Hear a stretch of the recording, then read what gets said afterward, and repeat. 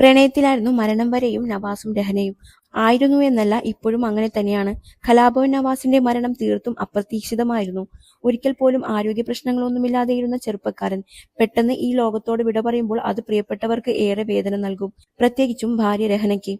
വിവാഹശേഷം രഹനയുടെ ലോകം നവാസായിരുന്നു. മക്കൾ വന്ന ശേഷവും മരണം വരെയും പ്രേമത്തിലായിരുന്നു ഇരുവരും. ഇരുവരുടെയും സ്നേഹനിമിഷങ്ങളെക്കുറിച്ച് എപ്പോഴും കുഞ്ഞുങ്ങൾ തന്നെ പോസ്റ്റുകൾ പങ്കിടാറുണ്ട്. ഇത്തവണ ആദ്യമായിട്ടാണ് രഹന എത്തിയത്.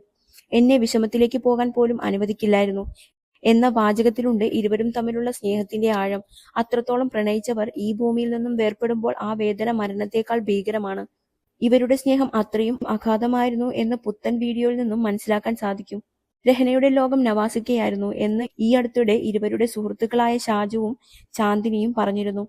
രഹന അത്രത്തോളം നവാസിക്കയെ ആശ്രയിച്ചാണ് ജീവിച്ചത്. പക്ഷേ നവാസ് അടുത്തിടെ രഹനയെ ഡ്രൈവിംഗ് പഠിപ്പിച്ചു. ഇങ്ങനെ ചെയ്യണം എന്നെല്ലാം പറഞ്ഞു കൊടുത്തു. കുടുംബജീവിതത്തിൽ നടന്ന കാര്യങ്ങൾ ചിന്തിച്ചാൽ നവാസ് തന്റെ ജീവിതത്തിൽ ഇങ്ങനെയൊക്കെ നടക്കാൻ പോകുന്നുണ്ട് എന്ന് നേരത്തെ അറിഞ്ഞ പോലെ തോന്നുന്നു എന്ന് നമ്മൾക്കും തോന്നിപ്പോകും.